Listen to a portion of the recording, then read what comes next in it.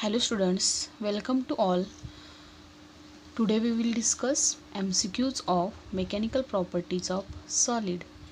And the first MCQ is a pendulum made of a uniform wire of cross sectional area A has time period T. When an additional mass is added to its bob, the time period changes to Tm. Then Young's modulus of the material of wire is Y. Then 1 upon Y is equal to G means gravitational acceleration. हा question बघा विचारलेला आहे JEE मेन्सला. तर बघा, तर हे 4 options दिलेले आहेत. तर फर्स्ट ऑफ ऑल प्रॉब्लेम समजून घेऊयात. बघा, आधी एक पेंड्युलम घेतलेला आहे जो की काय केलेला आहे, made of uniform wire of cross sectional area. त्या वायरचा काय आहे, ए आहे. बरोबर. पेंड्युलम माहीत आहे आपल्याला सर्वांना. बघा, रिजिड सपोर्ट. बरोबर. ही वायर, त्याला काय अटॅच केलेला असतो, बॉब. ही अरेंजमेंट म्हणजे पेंड्युलम. तर ह्या वायरचा क्रॉस सेक्शनल एरिया किती दिलेला आहे, ए दिलेला आहे. ह्याचा टाईम पिरियड किती आहे, इनिशियली टी आहे time period. Right. When an additional mass is added to its bob. आता ॲडिशनल मास जर ह्या बॉबला तुम्ही काय केलं, ॲड केलं, additional mass added to this bob, the time period काय होणार, मग चेंज होणार. तो किती होणार, चेंज कितीने होणार म्हणून सांगितलं आहे, टी एमने. ॲडिशनल मास एम ॲड केल्यामुळं टाईम पिरियड काय झाला, चेंज झाला, तो टी एम झाला. Then Young's modulus of the material of the wire is, Young's modulus वाईन दाखवलेला आहे. देन आपल्याला काय कॅल्क्युलेट करायचं आहे, तर 1 upon Y is equal to what, हे फाइंड आउट करायचं आहे. तर बघा, आता 1 upon Y is equal to, हे 4 ऑप्शन दिलेले आहेत त्याच्यामध्ये. बरोबर. तर बघा, आता अरेंजमेंट समजली असेल. सिम्पल पेंड्युलम, इनिशियली त्याचा पिरियडिक टाईम टी होता. ज्या वायरनी तो अटॅच केलेला आहे त्या वायरचं एरिया ऑफ क्रॉस सेक्शन काय आहे, कॅपिटल ए आहे. राईट. त्यानंतर ज्यावेळी तो अटॅच केला होता बॉब, त्यावेळेचा त्याचा पिरियडिक टाईम कॅपिटल टी आहे. बट एम हे मास काय केलं, त्या बॉबवर ॲड केलं एक्स्ट्रा. तर त्याचा पिरियडिक टाईम काय होणार, चेंज होणार. तो चेंज होऊन किती होणार, T M. Right. Then Y is Young's modulus. Then 1 upon Y is equal to what. हे काय बघूयात आता आपण. बघा कशा पद्धतीने. तर बघा, पिरियडिक टाईम माहीत पाहिजे आपल्याला. टी इज इक्वल टू पेंड्युलमचा काय असतो, 2 पाय. आपण डिराईव्ह केलेला आहे 2 pi square root of L upon G. Right. Then change झालेला पिरियडिक टाईम काय येणार, T M is equal to 2 pi square root of. आता काय होणार बघा, सुरुवातीला इनिशियल लेंथ काय असणार पेंड्युलमची, एल असणार. इनिशियल लेंथ एल असेल, तर चेंज इन लेंथ परत होणार ना, एक्स्ट्रा मास ॲड केल्यानंतर.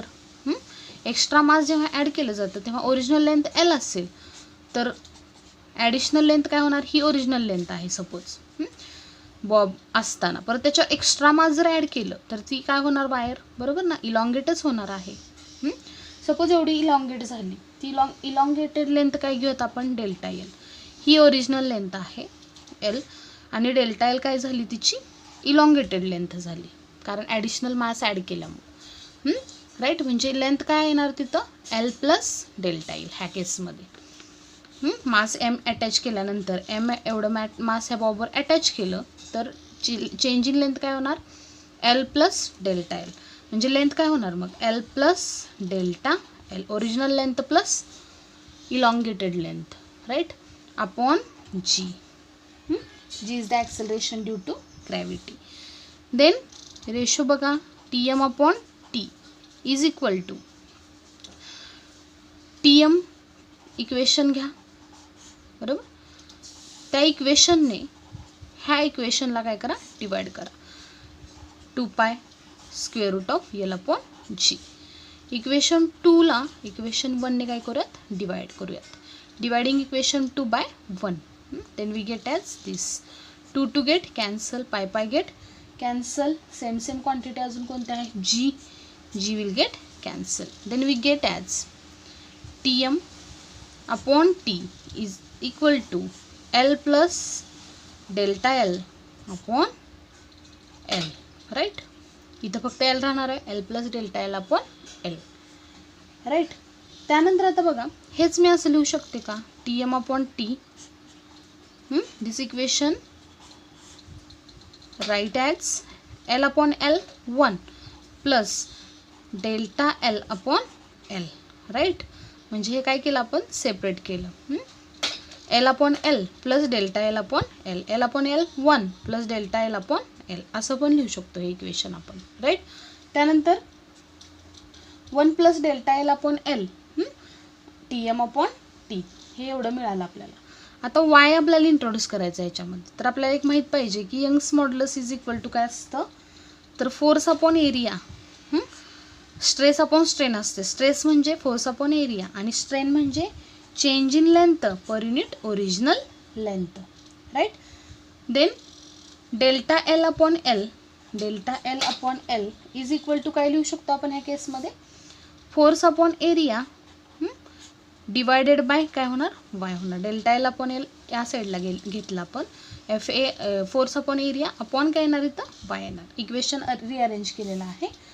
Then we get as F means M G, mass into gravitational acceleration M G, आणि ए अपॉन काय येणार इथं, ए इंटू वाय. इक्वेशन फक्त एफची व्हॅल्यू पुट केलेली आहे. ए हा काय आहे, ए हा कुठं छेदातच आहे, त्यामुळे इथं छेदातच येणार आहे, बरोबर. F is equal to M G upon A Y, right? कसं केलं समजलं असेलच. डेल्टा एल अपॉन एल का आपल्याला इथं delta L upon L introduce करायचं आहे, तिथं वाय इंट्रोड्यूस करायचं आहे, त्यामुळं हे एवढं आपण केलेलं आहे. मग डेल्टा एल अपॉन एलची व्हॅल्यू काय आली, M G upon A Y in terms of Young's modulus. मग ही व्हॅल्यू ह्या इक्वेशनमध्ये डेल्टा एल अपॉन एलच्या ऐवजी काय करायची, इथं पुट करायची. मग काय मिळणार बघा आपल्याला, Tm upon T is equal to square root of 1 plus delta L upon L काय आहे, M G upon A Y. Put करा मग इथं M G upon A Y, right? Taking square on both side. आता square करावं लागणार आपल्याला. 1 upon Y calculate करायचं आहे आपल्याला. 1 अपॉन वाय आणि ह्या 4 MCP ह्या 4 ऑप्शनपैकी कोणता येतो तो बघायचा आहे आपल्याला. आता बघा ह्याचा स्क्वेअर करा. Tm upon T, Tm upon T square is equal to काय मिळणार आहे बघा आपल्याला, ह्याचा स्क्वेअर रूट निघून जाणार आहे. म्हणजे काय येणार, 1 plus M G upon A Y.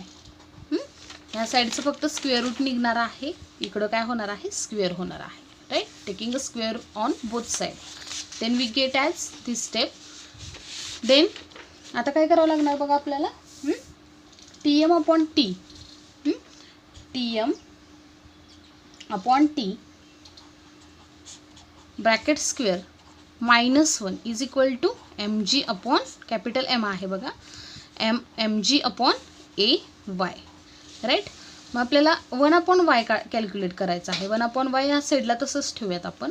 तर काय येणार बघा आता आपलं, Tm upon T as it is ब्रॅकेटचा स्क्वेअर, -1 पण ॲज इट इज. आता एम जी इकडच्या साईडला आल्यानंतर कुठे येणार, डिवाइड होणार, आणि ए वाय, वाय तर इथं राहणार आहे, ए इकडच्या साईडला गेल्यानंतर वरती जाणार आहे, मल्टिप्लाय होणार आहे. म्हणजे काय मिळालं आपल्याला, 1 upon Y is equal to a upon m g in bracket Tm upon T bracket square -1 is equal to 1 upon y. 1 upon Y is equal to हा ब्रॅकेट आपल्याला मिळालेला आहे. कोणत्या ऑप्शनशी मॅच होते बघा हा, a upon m g, Tm upon T square -1, म्हणजे ऑप्शन नंबर कुणाशी मॅच होते बघा, 4शी काय होते तो मॅच होत आहे, right? Tm upon T bracket square -1 into a upon m g, a upon m g, म्हणजे ऑप्शन नंबर काय येणार इथं, 4 नंबर काय येणार आहे, करेक्ट येणार आहे, बरोबर ना? तसंच मिळालेलं आहे बघा, तुम्ही बघू शकता 1 upon Y is equal to this bracket. तर याच्यावरून तुम्ही ऑप्शन नंबर 4 म्हणू शकता. म्हणजे 4th नंबरचा ऑप्शन काय आहे, करेक्ट आहे, राईट? आता आपण नेक्स्ट MCQ बघूयात बघा. तर नेक्स्ट MCQ आहे बघा, a graph is shown between stress and strain for a metal, the part in which Hooke's law holds good is. आता ह्या ग्राफमध्ये कोणता पार्ट असा आहे की जो काय करतोय, हुक्स लॉ ओबे करतोय आणि गुड म्हणजे होल्ड्स गुड म्हटलेलं आहे, म्हणजे ओबे करतोय बघा. तर बघा आपल्याला माहीत आहे स्ट्रेस स्ट्रेन कर्वमध्ये स्ट्रेन कर्व आहे हा. तर याच्यामध्ये आपण बघितलेलं आहे ओ ए पार्टमध्ये मी तुम्हाला सांगितलेलं होतं बघा, विदिन अ इलॅस्टिक लिमिट हा ग्राफ कसा आहे, लिनियर आहे, राईट. लिनियर असल्यामुळे काय आहे सांगा, stress is directly proportional to strain असणार आहे. जेव्हा ग्राफ लिनियर असतो तेव्हा डायरेक्ट प्रोपोर्शन असतं त्या क्वांटिटीजमध्ये, म्हणजे stress is directly proportional to strain. जसा स्ट्रेन वाढणार आहे, स्ट्रेस वाढणार आहे, त्या प्रमाणातच स्ट्रेन इन्क्रीज होणार आहे. म्हणजे ते कुठल्या पार्टमध्ये दिसणार आहे, आणि हुक्स लॉ काय आहे, stress is directly proportional to strain, म्हणजे ते कोणत्या पार्टपर्यंतच आहे बघा, ओ ए या पार्टपर्यंतच आहे. त्यानंतर ए बी ह्या पार्टमध्ये बघा काय होणार आहे, लिनियर चेंज नाही हा, बरोबर. त्यानंतर बी सीमध्ये पण नाही, त्यानंतर सी डीमध्ये पण नाही, म्हणजे कोणता ऑप्शन आपला करेक्ट येणार आहे, ओ ए ह्या पार्टमध्ये हुक्स लॉ काय होणार आहे, ओबे होणार आहे. म्हणजे स्ट्रेस स्ट्रेन एकमेकांना काय राहणार आहे, प्रोपोर्शनमध्ये असणार आहे. म्हणजे कोणता पार्ट येणार, ओ ए, हे त्याचं काय येणार, ॲन्सर येणार आहे. आता बघा नेक्स्ट MCQ काय बघा. तर बघा, a solid sphere of radius r made of a soft material of bulk modulus k. Bulk modulus k घेतलेला आहे इथं. त्यानंतर is surrounded by a liquid in a cylindrical container आहे. A massless piston of area, पिस्टनचा small a दिलेला आहे. Floats on the surface of the liquid covering entire cross section of cylindrical container when a mass m is placed on the surface of the piston to compress the liquid. आता कंटेनरच्या वरती जर piston ठेवला आपण त्या सरफेसवर, तर काय होणार, तो पिस्टन ठेवल्यामुळे तो काय होणार, कॉम्प्रेस होणार. तो जो स्पिअर आहे त्याच्यामध्ये सॉलिड स्पिअर आहे तो कॉम्प्रेस होणार. Then the fractional decrement in the radius of sphere, मग रेडियस त्या स्पिअरची किती इन्क्रीज होणार आहे ते आपल्याला काढायचं आहे. म्हणजे fractional change in radius, delta R change in radius to the original radius is, हे आपल्याला कॅल्क्युलेट करायचं आहे. हे 4 ऑप्शन्स असणार आहेत, बरोबर. KA/mg, KA/3mg, mg/3KA आणि लास्ट आहे mg/K. तर आता कोणता ऑप्शन करेक्ट येतो आपण बघूयात. सॉलिड स्पिअर घेतलेला आहे ज्याची रेडियस आर आहे, राईट, ज्याची रेडियस आर आहे, आणि तो सॉफ्ट मटेरियलपासून बनलेला आहे ज्याचा बल्क मॉड्युलस के आहे, आणि तो सराउंडेड कशाने केलेला आहे, तर लिक्विडने, आणि कशात ठेवलेला आहे, तो एका सिलेंड्रिकल कंटेनरमध्ये ठेवलेला आहे. तर एक मासलेस पिस्टन जर घेतला ज्याचा एरिया ए आहे, तो त्या लिक्विडच्या सरफेसवर काय होतोय, फ्लोट होतोय, आणि त्यांनी त्या पिस्टनने कवर केलेला आहे entire cross sectional area cylindrical कंटेनरचा. When a mass m is placed on the surface of the piston, m एवढं मास जर काय केलं आपण पिस्टनच्या सरफेसवर काय केलं, प्लेस केलं, तर तो पिस्टनच्यामुळं तो लिक्विड काय होणार आहे, पिस्टन टू कॉम्प्रेस द लिक्विडला कॉम्प्रेस करणार आहे. त्यामुळं सॉलिड स्पिअरची रेडियस काय होणार आहे, डिक्रीज होणार आहे, आणि तो कितीनी चेंज होतोय ते आपल्याला कॅल्क्युलेट करायचं आहे. Delta R/R is. तर बघूयात बघा आता आपण, आपल्याला फर्स्ट ऑफ ऑल काय माहीत पाहिजे, bulk modulus. Bulk modulus is equal to काय फॉर्म्युला असतो, बल्क मॉड्युलस बीने पण दाखवतात, इथं केने दाखवलेला आहे, के सांगितलेला आहे त्यांनी, त्यामुळे आपण के घेऊयात. आता जम्बलिंग करायला नको. Bulk modulus is equal to काय येणार बघा, bulk modulus is equal to काय मिळणार मग आपल्याला फॉर्म्युला, बल्क मॉड्युलसचा व्हॉल्यूम स्ट्रेस बघितलेला आहे आपण, volume stress to the volume strain. आपण ह्याला काय म्हटलेलं आहे, बल्क मॉड्युलस किंवा modulus of volumetric modulus of elasticity, volumetric modulus of elasticity, बरोबर. व्हॉल्यूम स्ट्रेस बरोबर काय असतं मग, फोर्स अपॉन एरिया, आणि volume strain is equal to काय असतं, change in volume per unit original volume, right. मग आता काय मिळणार बघा आपल्याला, force is equal nothing but mg, right. त्यानंतर एरिया ऑफ क्रॉस सेक्शन इथं स्मॉल ए दिलेला आहे, बरोबर ना. Area of cross section small a दिलेला आहे इंटू हे व्ही काय होणार वरती जाणार अपॉन डेल्टा व्ही. थोडंसं इक्वेशन रिअरेंज केलेलं आहे. Force is equal to M g, area of cross section a दिलेला आहे इंटू हे व्ही वरती जाणार डेल्टा व्ही छेदामध्ये येणार आहे, बरोबर. इक्वेशन फक्त रिअरेंज केले, वेगळं काय केलेलं नाही. तर आता काय येणार बघा इथं delta V upon V, delta V upon V काय येणार मग ह्या केसमध्ये delta V upon V M जी अपॉन काय येणार के ए, बरोबर. Delta V upon V is equal to काय मिळणार मग आपल्याला M G upon K A मिळणार, right. Delta V upon V त्या साईडला घेतलं तर डेल्टा व्ही वर जाणार, व्ही कुठे येणार खाली येणार, is equal to M G या साईडला राहणार, ए पण आहे तसंच, फक्त के इकडं आल्यानंतर काय होणार अशा पद्धतीने डिवाइड होणार, राईट. इक्वेशन फक्त रिअरेंज करत गेलो. डेल्टा व्ही अपॉन व्ही आपल्याला मिळालेला आहे एम जी अपॉन के. आता पुढं बघा व्हॉल्यूम इज इक्वल टू काय असतो फॉर्म्युला, तर व्हॉल्यूम इज इक्वल टू 4/3 पाय आर क्यूब, राईट. स्पियरच्या बाबतीत व्हॉल्यूम इज इक्वल टू काय असतं 4/3 पाय आर क्यूब, राईट. आपल्याला चेंज कशात काढायचा आहे, तर फक्त 4/3 नंबर आहे, पाय नंबर आहे, change delta V change in volume per unit original volume is equal to 4/3 constant आहे, पाय पण कॉन्स्टंट आहे, त्यामुळे इथं काय येणार 3, हे कॉन्स्टंट आहे, हे कॉन्स्टंट आहे. मग आर क्यूब हे आपण कसं लिहितो, सपोज आर स्क्वेअर असेल तर कसं लिहितो आपण 2 इंटू डेल्टा आर, राईट. तिथं आता काय आहे आर क्यूब आहे, मग R cube is equal to काय लिहिणार मग आपण 3 इंटू डेल्टा आर. चेंज काढायचं असेल तर अशा पद्धतीने लिहितो आपण, बरोबर. मग इथं आता 4/3 पाय कॉन्स्टंट आहे, त्यांच्यामध्ये काही चेंज होणार नाही. मग चेंज कुणाच्यात होणार आहे रेडियसमध्ये, मग 3 इंटू काय होणार मग डेल्टा, हे क्यूब आहे ना त्यामुळं 3 आहे, तर 3 इंटू काय येणार इथं डेल्टा आर अपॉन त्याची ओरिजिनल रेडियस काय असणार आहे आर असणार आहे. म्हणजे काय मिळणार मग आपल्याला डेल्टा आर अपॉन आर काढायचं आहे आपल्याला. इथं डी घेतलं तरी चालेल, डेल्टा घेतलं तरी चालेल.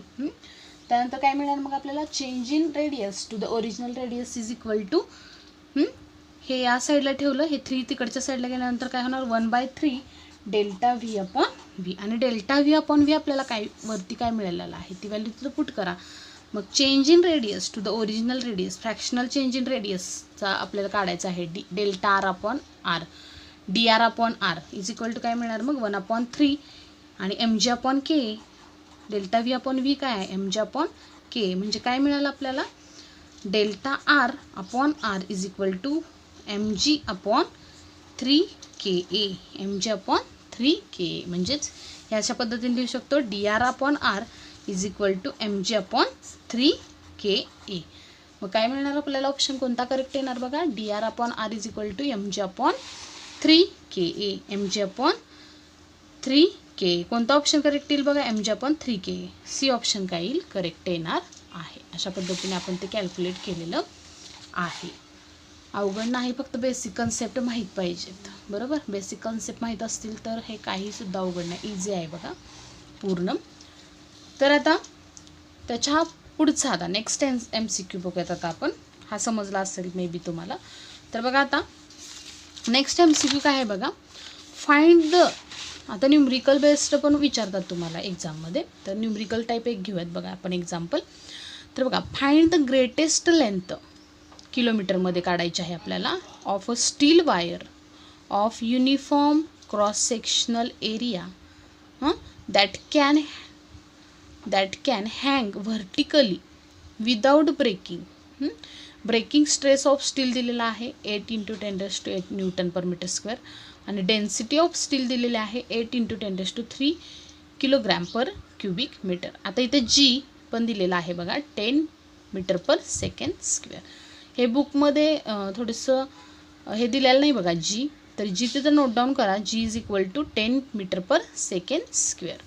Find the greatest length in kilometre of a steel wire. आणि स्टील वायरच्या बाबतीत युनिफॉर्म क्रॉस सेक्शनल एरिया आहे त्या वायरचा आणि ती कशाला हँग केलेली आहे vertically without breaking.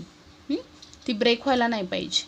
Breaking stress of steel दिलेला आहे 8 × 10⁸ न्यूटन पर मीटर स्क्वेअर आणि डेन्सिटी दिलेली आहे स्टीलची 8 × 10⁻³ kg पर क्युबिक मीटर. आता ह्या प्रॉब्लेमला जी तुमचं ॲन्सर येणार आहे ते ॲज इट इज लिहायचं, म्हणजे ॲज इट इज तिथं हे करायचं असतं ॲन्सर.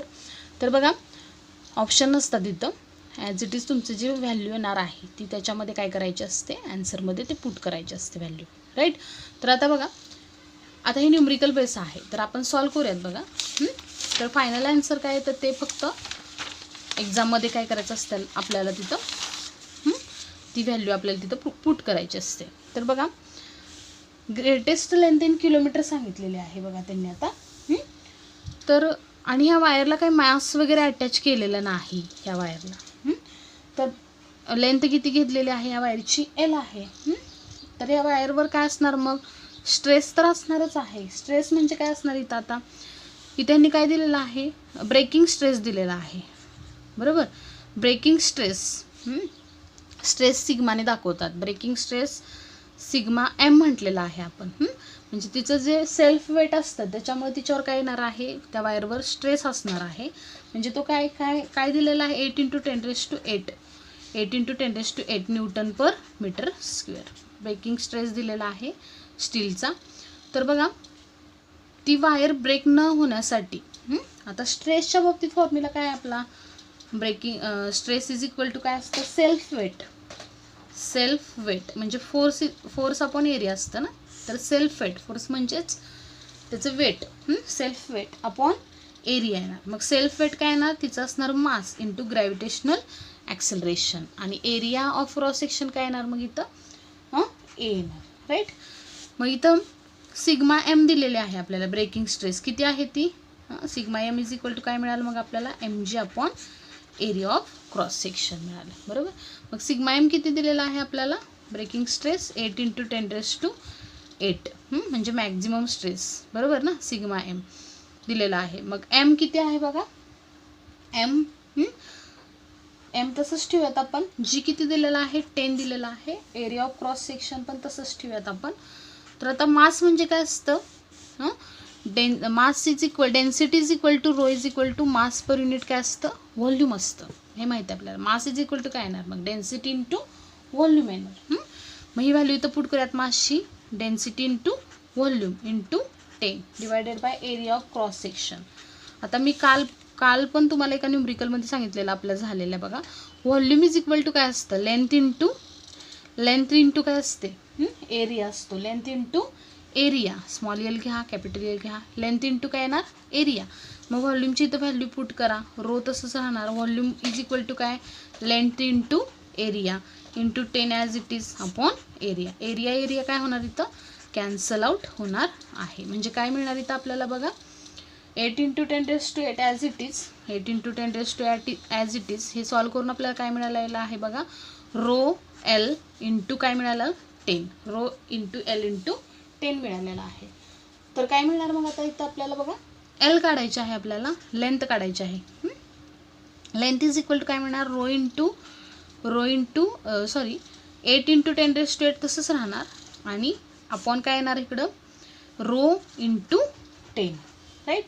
Row into 10. तर डेन्सिटी दिलेली आहे बघा, ती पुटअप करा. 10⁻10 डेन्सिटी, रोची व्हॅल्यू पुट करा. किती दिलेली आहे रो, डेन्सिटी ऑफ स्टील 8 × 10⁻3 8 × 10⁻3 दिलेले आहे इंटू 10 ॲज इट इज. मग हे सॉल्व करा. 8 काय होणार आहे, कॅन्सल आउट होणार आहे. मग आपल्याला काय मिळणार बघा, 10⁻8 आणि हे 10⁻3 आणि हे 1 म्हणजे हे 4.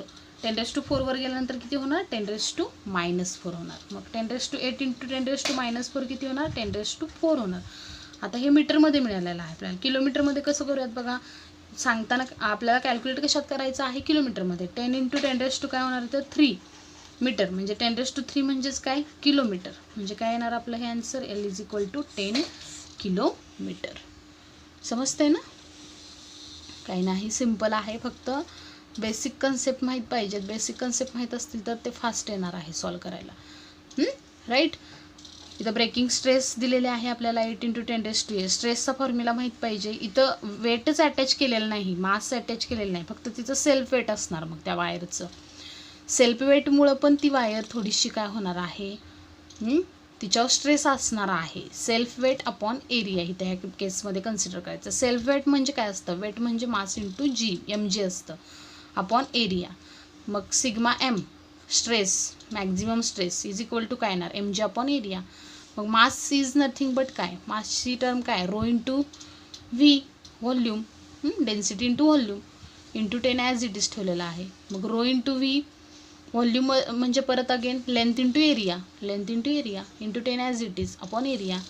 8 इंटू 10⁸ ॲज इट इज ठेवलेला आहे. रो इंटू एल इंटू 10, एला ए काय होणार आहे, कॅन्सल आउट होणार आहे. आणि काढायचं काय आले, लेंथ एका साईडला ठेवूयात, बाकी सगळ्या टर्म एका साईडला शिफ्ट करायच्या आणि कॅल्क्युलेशन करायचं आहे. 10⁴ मिळालेला आहे मीटरमध्ये, पण किलोमीटरमध्ये सांगितलं आहे, त्यामुळे 10 किलोमीटर ॲन्सर येणार आहे. राईट, हेचंच 10 इंटू 10⁻³ म्हणजेच 10⁴.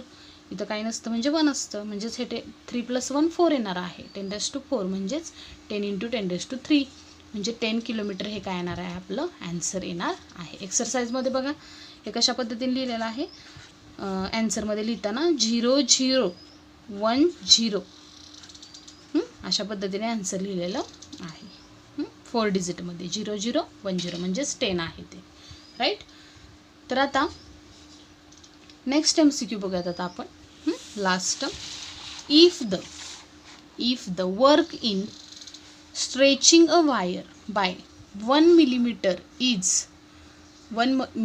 is 2 joule, the work necessary for stretching another wire of same material, दुसरी वायर घेतलेली आहे सेम मटेरियलची, but with double the radius, तिची रेडियस डबल आहे, and half the length bye 1 millimeter in joule is, आणि तिची length जी आहे ती हाफ आहे, जी आधी इनिशियल घेतलेली जी वायर आहे तिच्यापेक्षा हाफ आहे, बाय 1 millimeter in joule. आता इलॉंगेशन दोघींचं सेमच आहे, 1 millimeter 1 millimeter. तर हे ऑप्शन दिलेलं आहेत. तर आपल्याला काय कॅल्क्युलेट करायचं आहे, वर्क डन किती अप्लाय करावं लागेल त्या वायरला, सेकंड वायरला. तर बघा, फर्स्ट ऑफ ऑल काय माहीत पाहिजे आपल्याला सांगा, इथं डेल्टा काय माहीत पाहिजे, डेल्टा बघा. फर्स्ट ऑफ ऑल काय दिलेलं आहे आपल्याला इथं, work done in a stretching wire by 1 millimeter is 2 joule. एक वायर आहे, इनिशियल वायर, जिची लेंथ किती सांगितलेली आहे आपल्याला, डेल्टा L1 म्हणजे चेंज इन लेंथ किती असेल त्या केसमध्ये, फर्स्ट 1 millimeter. 1 millimeter म्हणजे 10⁻³ मीटर. राईट, त्यावेळी वर्कडन किती दिलेलं आहे, फर्स्ट वायरसाठी 2 joule दिलेलं आहे वर्कडन. राईट, तर आता the work necessary for stretching another wire, आता दुसरी वायर घेतलेली आहे, for stretching another wire of same मटेरियलचे आहे, बट डबल द रेडियस. आता रेडियस काय होणार आहे, डबल, म्हणजे सेकंड वायरची रेडियस हे फर्स्ट वायरपेक्षा किती असणार आहे, डबल असणार आहे. मग हे रिलेशन लिहिता आलं पाहिजे आपल्याला, बरोबर. त्यानंतर डबल केलेली आहे. त्यानंतर लेंथ काय सांगितलेली आहे, सेकंड वायरची लेंथ जी आहे ती फर्स्ट वायरच्या हाफ द लेंथ म्हटलेलं आहे, म्हणजे L1 आपण काय येणार, 2 येणार, हाफ होणार आहे इनिशियल लेंथपेक्षा. आपली इनिशियल वायरची लेंथ कोणती आहे, L1 आहे, आणि सेकंड वायर जी आपण घेतली त्याची लेंथ L2 आहे. ह्या कंडिशन्स आहेत, दिलेल्या आहेत आपल्याला. तर वर्क डन सेकंड वायरसाठी काढायचं आहे आपल्याला, आणि तिथे इलॉंगेशन किती झालेलं आहे, चेंज इन लेंथ किती झालेली आहे, डेल्टा L2 किती झालेली आहे, 1 millimeter झालेली आहे. राईट, बघा समजलं असेल तुम्हाला. तर वर्क डन काढायचं आहे आपल्याला. स्ट्रेचिंग फर्स्ट वायर दिलेले आहे, जिचं इलॉंगेशन किती झालं, 1 millimeter झालं. त्यावेळी वर्क डन किती अप्लाय केलेलं, 2 joule फर्स्ट वायरसाठी आहे त्यामुळं. आणि अजून एक सेकंड वायर घेतलेली आहे, जिचं मटेरियल सेम आहे, म्हणजे यंग्स मॉड्युलस काय असणार, दोघींचा सेम असणार, y1 = y2 = सेम, कारण त्या सेम मटेरियलच्या आहेत, बरोबर. आणि रेडियस काय होणार आहे, सेकंड वायरची फर्स्ट वायरपेक्षा डबल आहे, आणि सेकंड वायरची लेंथ जी आहे ती फर्स्ट वायरच्या लेंथपेक्षा हाफ आहे. तर त्यावेळी वर्क डन किती अप्लाय होईल ते आपल्याला कॅल्क्युलेट करायचं आहे. आणि त्यावेळी वायर स्ट्रेच किती होणार आहे म्हणून सांगितलेलं आहे, 1 millimeter दिलेला आहे, म्हणजे त्यावेळी पण इलॉंगेटेड चेंज इन लेंथ किती येणार आहे, 1 millimeter चेंज होणार आहे. दोन्ही केसमध्ये इलॉंगेशन सेमच असणार आहे. तर आपल्याला वर्क डन W2 कॅल्क्युलेट करायचं आहे. सेकंड वायरला किती वर्क डन करावं लागेल तर ते कॅल्क्युलेट करायचं आहे. तर बघा work done is equal to एक फॉर्म्युला आहे आपल्याकडं 1/2 into force into elongation. Force into elongation. आता 1/2 फोर्स कशाने दाखवतो आपण Fने आणि इलॉंगेशन कशाने दाखवतो आपण delta l. Change in length म्हणजे इलॉंगेटेड लेंथ डेल्टा एल. बरोबर. मग हा फॉर्म्युला माहीत पाहिजे आपल्याला डब्ल्यूचा. देअरफॉर डब्ल्यू इज इक्वल टू आता अजून एक फॉर्म्युला आपल्याला माहीत पाहिजे बघा. तर कोणता यंग्स मॉड्युलसचा. Young's modulus is equal to काय force upon area stress upon strain काय असते change in length per unit original length. हेच कसं लिहितो आपण FL upon A into delta L.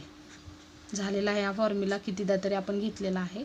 Young's modulus is equal to force into length divided by area into change in length. हा formula आता इथं आपल्याला लागणार आहे.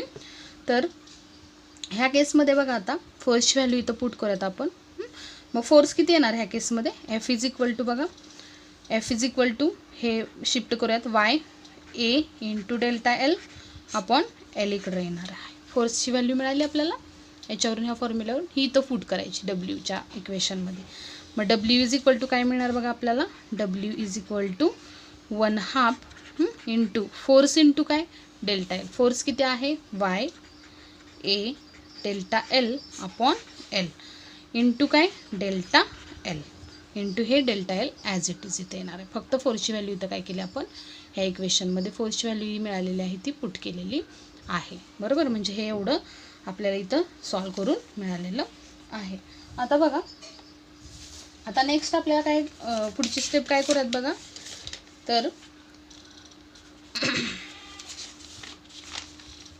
तर आता बघा डब्ल्यू इज इक्वल टू काय मिळणार मग आपल्याला बघा 1/2 YA into delta L upon L into delta L. मग इथं बघा डब्ल्यू इज इक्वल टू काय मिळणार बघा half into YA upon L into काय मिळणार हे delta L into delta l. Delta एलचा काय होणार इथं स्क्वेअर होणार आहे. राईट. आता डेल्टा एलचा स्क्वेअर झाल्यानंतर आता फॉर्म्युला काय मिळाला डब्ल्यू is equal to half into YA upon L into delta एलचा स्क्वेअर. आता फर्स्ट वायरसाठी W1 वर्क डन असणार. सेकंडसाठी W2 असणार आहे. त्या दोघींच्या केसमध्ये यंग्स मॉड्युलस सेम असणार आहे. यंग्स मॉड्युलस सेम असणार आहे. हाफ पण सेम असणार आहे. म्हणजे half into Y W1 upon W2 जर आपण रेशो घेतला तर हाफ इंटू वाय दोघींच्या सेम असणार आहे. हाफ हा नंबर आहे आणि वाय हा यंग्स मॉड्युलस दोघींचा सेम आहे मटेरियल सेम असल्यामुळे. मग हाफ अपॉन वाय काय होणार ते इंटू वाय कॅन्सल आउट होणार. म्हणजे राहणार फक्त काय इनिशियल फर्स्ट वायरसाठी काय राहणार फॉर्म्युला A1 हे हाफ वाय कॅन्सल आउट करा. A1 अपॉन काय येणार मग इथं L1 right into delta L1 square येणार अपॉन W2 सेकंड वायरसाठी काय येणार बघा A2 upon L2 into delta L2 ब्रॅकेटचा स्क्वेअर. राईट. आता बघूयात हेच कसं मिळणार बघा आपल्याला A1 अपॉन A2 राईट. त्यानंतर पुढं काय मिळणार delta L1 upon delta L2 whole ब्रॅकेटचा L1 अपॉन L2चा स्क्वेअर. आणि हे कसं मिळणार बघा हे L2 वरती जाणार L2 अपॉन L1 हे अशा पद्धतीने W1 अपॉन W2 मिळणार आहे. मग A1 अपॉन A2 काय आहे बघा आपला area of cross section. Area of cross section काय येणार वायर असल्यामुळं πr1 स्क्वेअर फर्स्ट वायरचा. सेकंड वायरचा πr2 स्क्वेअर. पायला पाय काय होणार कॅन्सल. डेल्टा L1 आणि डेल्टा L2 किती दिलेले आहेत व्हॅल्यू 1 मिलीमीटर स्क्वेअर येणार त्याचा. डेल्टा L1 1 मिलीमीटर आहे. डेल्टा L2 1 मिलीमीटर स्क्वेअर आहे 1 येणार आहे. ते L2 अपॉन L1 किती येणार ह्या इक्वेशनवरून L2 अपॉन हे L1 तिकडे गेल्यानंतर हाफ राहणार म्हणजे 1/2 येणार आहे 1/2 ॲज इट इज. मग R1 अपॉन R2चा काय येणार स्क्वेअर. R1 अपॉन R2चा काय येणार R1 अपॉन R2 हे R2 इकडे घेतलं तर हे किती होणार आहे परत अगेन 1/2 होणार. म्हणजे R1 अपॉन R2 काय होणार 1/2 ब्रॅकेटचा काय होणार इथं स्क्वेअर आहे इंटू 1 इंटू 1/2 म्हणजे किती मिळणार बघा हे आपल्याला हाफ किती मिळणार बघा हे 1/, ह्याचा स्क्वेअर आहे 1/4 इंटू 1/2 म्हणजे किती मिळणार हे 1/8. आणि हे कशाच्या इक्वल मिळालेलं आहे W1 upon W2 is equal to किती मिळालं मग 1/8. म्हणजे काय मिळालं बघा आपल्याला W1 अपॉन W2 सॉल्व करून काय मिळालं 1/8. देअरफोर काय मिळणार बघा आता पुढं. आता W1 दिलेला आहे आपल्याला 2/W2 आपल्याला कॅल्क्युलेट करायचं आहे 1/8. म्हणजे W2 इज इक्वल टू काय मिळणार 8 इंटू 2 16. म्हणजे आपला ऑप्शन कुठला करेक्ट येणार आहे बघा 16 हा ऑप्शन काय येणार आहे करेक्ट येणार आहे. ते अशा पद्धतीने सॉल्व केलेलं आहे. बेसिक फॉर्म्युला माहीत पाहिजे work done is equal to half force into elongation. आणि फक्त हे सिम्पल डेरिवेशन आपण करत गेलेलो आहे. तर फर्स्ट वायरसाठी वर्क डन काय मिळालं आपल्याला A1 upon L1 into delta L1चा स्क्वेअर. 1/2 वाय का घेतलेलं नाही ते कॅन्सल आउटच होणार आहे. घेतलं फर्स्ट वायरसाठी तर ते कॅन्सल आउट होणार आहे. सेकंड वायरसाठी ते सेमच असणार आहे. त्यामुळे चेंज फक्त कशात होणार आहे त्या क्वांटिटी घ्यायच्या त्याच्यामध्ये व्हॅल्यू पुट करायच्या आणि आपल्याला हे सॉल्व करून आन्सर मिळणार आहे 16 जूल. राईट अशा पद्धतीने 16 work done for second wire 16 joule. Okay class thank you.